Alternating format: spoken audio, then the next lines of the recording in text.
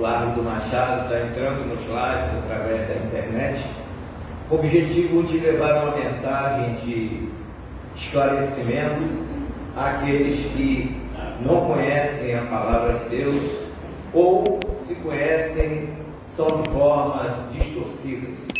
Mas o nosso objetivo aqui é mostrar a verdade bíblica que está na palavra de Deus. E para tanto, nós vamos ter uma reflexão nesta noite como tema: reencarnação ou ressurreição? Qual das duas é a verdadeira?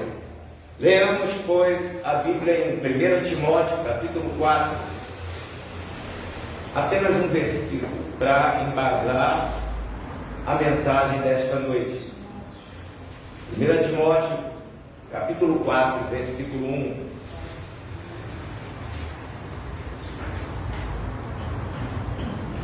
Mas o Espírito expressamente diz que nos últimos tempos apostatarão alguns da fé, dando ouvidos a espíritos enganadores e a doutrinas de demônios.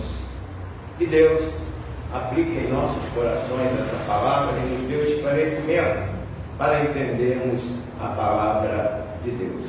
Poderia sentar, irmão?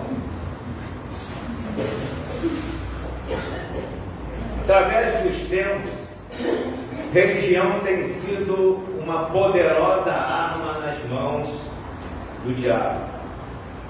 Estudando a história das antigas religiões, percebe-se que o hinduísmo é o grande progenitor das chamadas religiões orientais e de outras nascidas no Ocidente. Essas religiões se incumbiram de repassar a todo mundo a teoria de que a alma habita diversos e diferentes corpos através dos séculos e em vários mundos. Entre os anos 1000 a 600 a.C., já se falava no norte da Índia em reencarnação.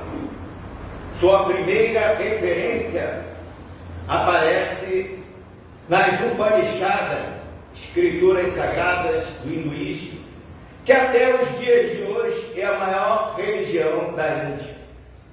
No século VI a.C., duas novas religiões foram fundadas na Índia, ambas egressas do hinduísmo. Jainismo, fundado pelo príncipe indiano Mahavira, cerca de 599 a 537 a.C. A segunda é o budismo, fundado por Siddhartha Gautama, mais conhecido como Buda, em 563 a 483 a.C. As maiores preocupações, tanto de Mahavira quanto de Buda, eram não saber lidar com as sucessivas reencarnações até alcançarem a libertação final. Nesse mesmo século, ou seja, o século VI, o filósofo e matemático grego Pitágoras dizia que a alma era imortal. Depois da morte do corpo, ela ocupava outro corpo, às vezes até o corpo de um animal. Daí surgiu a palavra metempsicose, de origem grega, que significa transmigração. O quanto se saiba, é a primeira vez que a teoria da reencarnação foi mencionada no Ocidente. No século seguinte, outro filósofo grego, Platão, ensinava que a alma nasce muitas vezes, até mesmo durante 10.000 anos depois, parte para a bem-aventurança celestial. Essas ideias, tanto de Pitágoras quanto de Platão, induziram muita gente a cometer erros grosseiros, a cometer erros que levaram muitas pessoas a se perderem, a se distanciarem de Deus, algumas até perdendo suas próprias vidas. Dizem alguns historiadores, 600 anos após a morte de Platão, alguns monges começaram a pregar a restauração final de todos os seres, até mesmo do diabo e seus anjos, por meio de um processo de purificação. Pura heresia, que o diabo já está condenado por Deus à sua destruição no tempo aprazado por ele. Essa corrente teológica chamada origenismo foi eliminada na primeira metade do VI século. Passaram-se aproximadamente 1.600 anos para a reencarnação receber dois de seus maiores impulsos modernos. Primeiro ocorreu na França, por meio de um médico de excelente formação acadêmica, Hippolyte Léon Denisard, mais conhecido como Allan Kardec, que viveu entre os anos 1804 a 1869. Não foi por acaso que a Rede Globo apresentou uma novela em que um homem virava gato e seu nome era Leon. Hoje, a Rede Globo reprisa uma outra novela, Alma Gêmea, que tem como base fundamental levar as pessoas a crerem na reencarnação.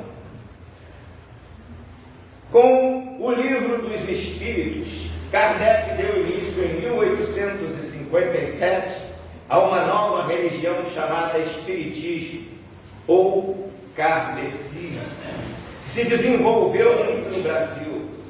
O segundo grande impulso da reencarnação nasceu nos Estados Unidos, depois da ucraniana Helena Petrovna e o americano Henry Steele fundaram a Sociedade Teosófica. Em seu livro A Doutrina Secreta, Helena afirma que a doutrina básica da filosofia esotérica não admite privilégios ou dons especiais no homem, exceto os conquistados pelo seu próprio ego através de esforço pessoal e mérito mediante uma série de metempsicoses e reencarnações.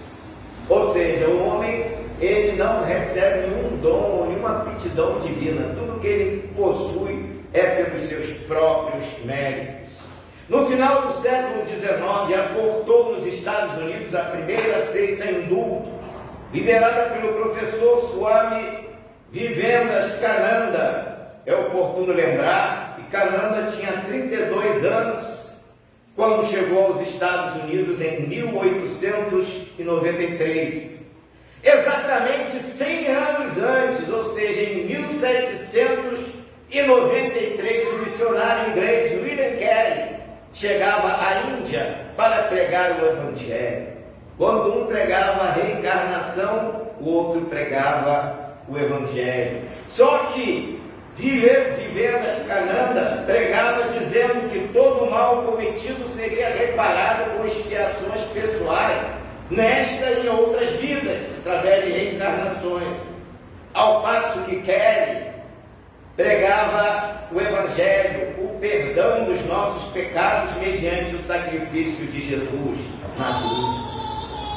Observem a impiedade da reencarnação. Ela é maldosa. Ela transfere a solução de um problema crucial para o futuro longínquo e impreciso. A realização final depende de um número desconhecido de renascimentos e mortes, na ordem de milhões, que indica um número altíssimo possível de reencarnações. Cada reencarnação traz novo sofrimento e mais experiências dolorosas de doenças e mortes sucessivas. Irmão, sabe que a morte é um espantalho para todos nós. Todos têm temor da morte, todos sofrem com a morte, e a reencarnação permite que isso ocorra várias vezes na vida da pessoa. Sofre-se sem saber precisamente o porquê. Pagam-se os erros das encarnações anteriores, sem saber quais foram. Não é uma insensatez esse tipo de doutrina? Vejam as palavras do próprio Buda. Eu passei pelo curso de muitos nascimentos, procurando o construtor dessa morada, e não o encontrei. Passou por várias reencarnações sem encontrar o construtor, o verdadeiro arquiteto do universo. Dor é renascer uma vez após outra. Alguém fez a seguinte analogia: entre a boa notícia de salvação e a má notícia de reencarnação, a má notícia cobra a dívida até o último centavo. A boa notícia perdoa a dívida. É o que o apóstolo Paulo apresenta aos Colossenses, capítulo 2, versículos 13 a 14. Quando vós estáveis mortos nos pecados e na incircuncisão da vossa carne, vos vivificou juntamente com ele, perdoando-vos todas as ofensas, havendo riscado a cédula que era contra nós nas suas ordenanças, a qual de alguma maneira nos era contrária, e atirou no meio de nós, cravando-a na cruz. A dívida do pecado foi paga uma vez só na cruz do Calvário. A má notícia deixa todo o fardo nas costas do devedor, ou seja, na reencarnação, todos carregam o fardo de erros cometidos por antecessores desconhecidos. A boa notícia é que a salvação transfere todo o fardo para os ombros de Jesus, não para pessoas posteriores, como diz o profeta Isaías no capítulo 53, versículo 6. Todos nós andávamos desgarrados como ovelhas, cada um se desviava pelo seu próprio caminho, mas o Senhor fez cair sobre ele a iniquidade de todos nós. Todos os nossos pecados foram lançados sobre Jesus e ele nos perdoou. A má notícia é que a reencarnação coloca o devedor ou o pecador num ciclo infinito de nascimentos e mortes. A boa notícia fala de uma só morte e o paraíso imediato. Em Hebreus capítulo 9, versículo 27 está escrito: aos homens está ordenado morrerem uma só vez, vindo depois disso o juízo. Ou seja, a reencarnação diz que a pessoa morre várias vezes, nasce e morre. E a palavra de Deus nos ensina que o homem morre uma só vez, vindo depois disso o juízo. No episódio do ladrão da cruz, Jesus lhe falou: hoje mesmo estarás comigo no paraíso. Lucas capítulo 23, versículo 42. A má notícia transfere o pecador de cadeia em cadeia em sucessivas vidas, mergulhado nas trevas do pecado. A boa notícia liberta o homem do pecado e o tira das trevas e o transporta para a luz com a remissão dos seus pecados. Colossenses capítulo 1, versículo 13 e 14. A má notícia prega o renascimento, a boa notícia prega a ressurreição. Jesus diz: eu sou a ressurreição e a vida, quem crê em mim, ainda que esteja morto, viverá. Evangelho de João, capítulo 11, versículo 25. A má notícia por meio da reencarnação promete a iluminação. A boa notícia através da salvação promete a glorificação. Paulo em Romanos capítulo 8, versículo 18 nos comunica o seguinte: porque para mim tenho por certo que as aflições deste tempo presente não são nada para comparar com a glória que há de ser revelada. A má notícia glorifica o homem, a boa notícia glorifica a Deus. Como diz o apóstolo Paulo: porque fostes comprados por bom preço, glorificai, pois, a Deus no vosso corpo e no vosso espírito, os quais pertencem a Deus. 1 Coríntios capítulo 6, versículo 20. A reencarnação, que é a má notícia, estimula as boas obras como instrumento de purificação. A boa notícia estimula as boas obras como instrumento de adoração. Resplandeça, pois, a vossa luz diante dos homens, para que vejam as vossas boas obras e glorifiquem o vosso Pai que está nos céus. Mateus, capítulo 5, versículo 16. A má notícia procura resolver o problema do sofrimento humano aos poucos, vagarosamente. A boa notícia pretende resolver o problema do sofrimento humano de uma hora para outra, num momento, num abrir e fechar de olhos. Ao ressoar a última trombeta, 1 Coríntios, capítulo 15, versículo 52. A má notícia da reencarnação é atribuída em grande parte à revelação dos espíritos mortos. A boa notícia é atribuída à revelação do Espírito de Deus vivo. Veja o que diz Isaías no capítulo 8, versículos 19 e 20.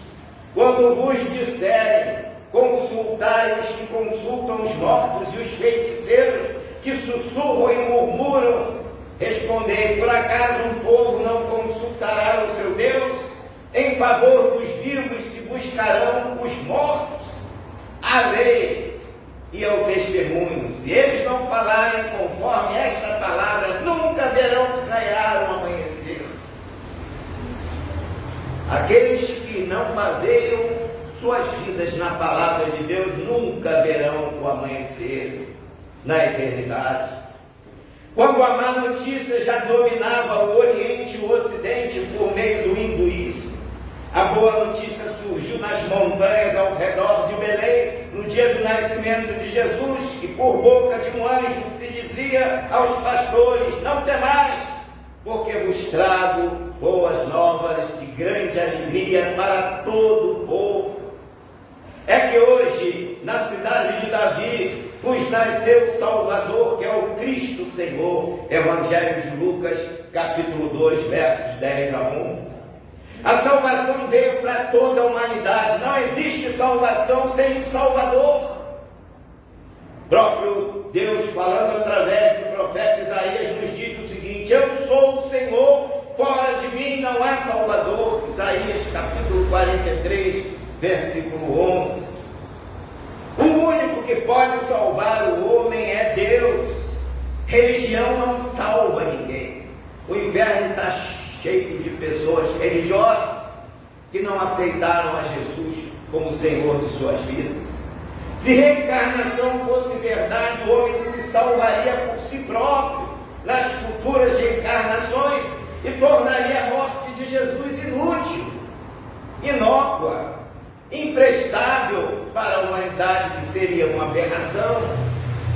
E ainda mais, se reencarnação fosse verdade, Jesus seria um farsante mentiroso, pois ele disse ser ele o único caminho que leva ao Pai. Evangelho de João, capítulo 14, versículo 6. Pedro seria mentiroso ao afirmar em Atos dos Apóstolos, capítulo 4, versículo 12, que em nenhum outro há salvação, porque também debaixo do céu nenhum outro nome é dado entre os homens pelo qual devamos ser salvos.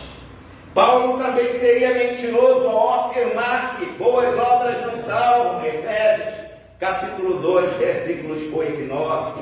E mais ainda, por dizer que Jesus ressuscitou dos mortos, sendo ele o primeiro a ressuscitar dentre os que faleceram, 1 Coríntios, capítulo 15, versículo 20. Todos os outros líderes dessas religiões estão mortos, continuam nos sepulcros. O único que está vivo, que ressurgiu dos mortos, foi Jesus. Prestem atenção, irmãos. Vejam a emboscada que a reencarnação armou para a humanidade. Pelos seus ensinos, o próprio Deus é mentiroso. De acordo com a reencarnação, Deus é mentiroso. Logo, ele não é santo, não é perfeito, nem é justo. Jesus diz em João, capítulo 6, versículo 44, ninguém pode vir a mim se o Pai que me ensinou não o trouxer, e eu o ressuscitarei no último dia. A ressurreição é diametralmente oposta à reencarnação. São incompatíveis, uma anula a outra. São como luz e trevas. A primeira ensina que quem morre vai direto para o céu ou o inferno e fica aguardando a ressurreição do corpo. Também ensina que a pessoa, depois de morta, volta à vida com um corpo semelhante ao primeiro, de forma glorificada. Os evangelistas narram a experiência da ressurreição de Jesus. Se houvesse reencarnação, toda a Bíblia seria uma grande mentira, liderada por um Deus mentiroso. Prestaram atenção no que representa a reencarnação para o mundo? Pois bem, dizer que quando uma pessoa morre se encarna em outras, tantas vezes quantas forem necessárias, é tirar a responsabilidade pessoal de cada pecador. Eu posso pecar à vontade, porque depois meus pecados vão ser transferidos para os outros que vierem depois. É dizer que não existe ressurreição, é dizer que Jesus não ressuscitou e ninguém vai ressuscitar, é dizer ainda que a humanidade não precisa se preocupar com o pecado, porque cada um será aperfeiçoado nas vidas seguintes. Enfim, é dizer que não precisamos de um Salvador, pois cada um pode salvar-se por si mesmo. Perceberam o perigo que representa essa doutrina diabólica, que tem atraído multidões, sendo recolhida por um sem número de religiões tais como hinduísmo, budismo, jainismo, Rosa-Cruzes, racionalismo cristão, antroposofia, Seixonoe, Igreja Messiânica Mundial, Legião da Boa Vontade, Hare Krishna, Nova Era, Espiritismo. Quantas estão aderindo a esse tipo de doutrina? A reencarnação é uma mentira hedionda, pois é de cunho religioso e tem consequências irreparáveis e irreversíveis. Ela mexe com o que o homem tem de mais precioso, que é a vida religiosa. O Espiritismo se alicerça na doutrina da reencarnação e afirma que João Batista foi a reencarnação de Elias.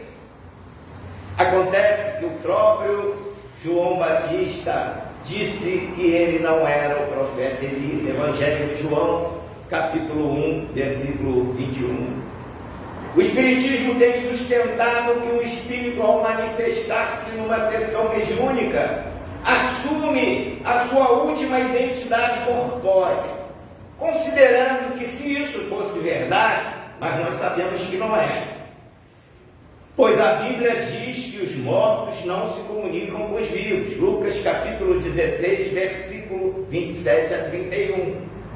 Mas admitindo a tese da última identidade corpórea se manifestar, quem deveria se apresentar no Monte da Transfiguração? Elias ou João Batista? Pois João Batista já estava morto quando ocorreu esse episódio. Se ele fosse a encarnação de Elias, a última identidade seria de João, então não seria Elias que deveria aparecer. Notem a incoerência dos ensinamentos desta doutrina que abraça a reencarnação. Ali no Monte da Transfiguração, quem apareceu foi Elias e não João Batista. Lucas capítulo 9, versículo 9 e Lucas 28 a 31 falam desse episódio. No entanto, quem apareceu foi Elias e não João, que seria a última identidade corpórea.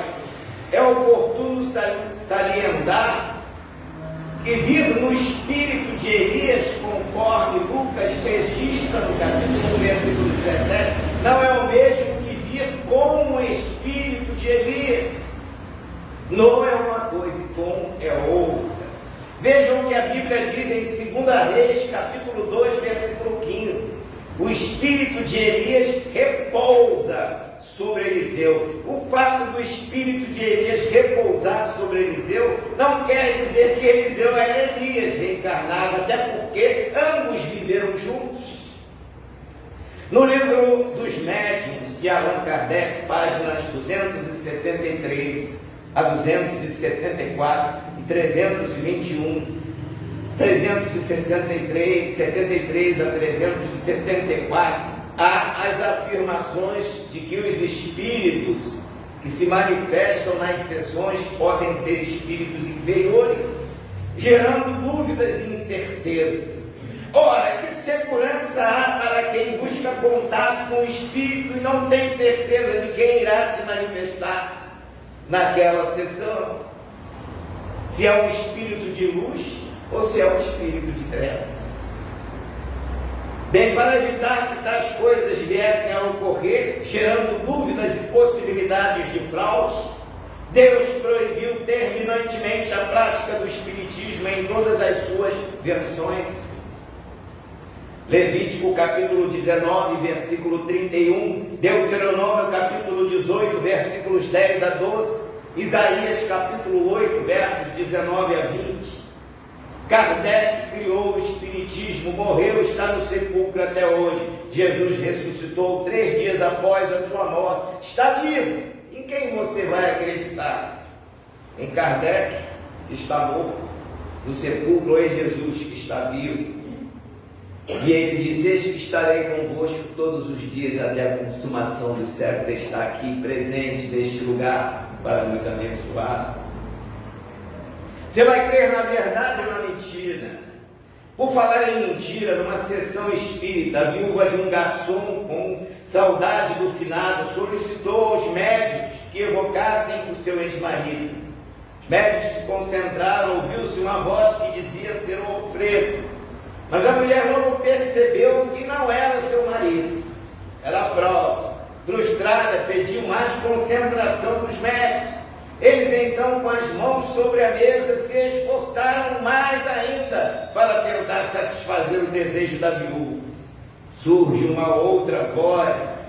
A pergunta é feita: é o Alfredo? A voz diz: não, o Alfredo não serve nesta mesa, ele só serve em mesa de restaurante. Meus irmãos, quantas pessoas são enganadas, quantas pessoas são levadas a crer em coisas que não existem. Pessoas que se apresentam como se mortas, como se fossem da família, na verdade são espíritos malignos que enganam aqueles que chegam ali já preparados emocionalmente, mentalmente, para crer que a voz que vai surgir ali naquela ocasião é a voz de um ente querido. A Bíblia diz que os mortos não podem comunicar-se com os vivos. Lucas, capítulo 16, versos 27 a 31. Em 2 Coríntios, capítulo 6, versículo 14, diz que o próprio Satanás se transforma até em anjo de luz. Ora, se o espírito mau se transforma em um anjo de luz, ele pode muito mais, com muito mais facilidade, se transformar num ente querido e enganar as pessoas que lá estão. Por esse motivo, Paulo advertiu que nos últimos tempos apostarão alguns da fé, dando ouvidos a espíritos enganadores e a doutrinas de demônios. Aquela doutrina que apresenta um outro modo do homem salvar-se, sem ser através de Jesus Cristo, é a doutrina de demônios. Portanto, não creiam nessas doutrinas que apresentam uma outra forma de salvação através dos méritos pessoais. Isso é engano, é engodo. E o diabo tem levado muitos para o inferno, apregoando essa mentira, como é a mentira da reencarnação. Dito isto, a pergunta fica no ar. Você que ouviu essa mensagem, vai continuar crendo na mentira ou vai crer na verdade? Jesus diz: eu sou o caminho, a verdade, a única verdade e a vida. Ele não disse: eu sou uma das verdades. Ele definiu: eu sou o caminho, a verdade e a vida. Ninguém vem ao Pai senão por mim. Que Deus assim nos abençoe. Amém.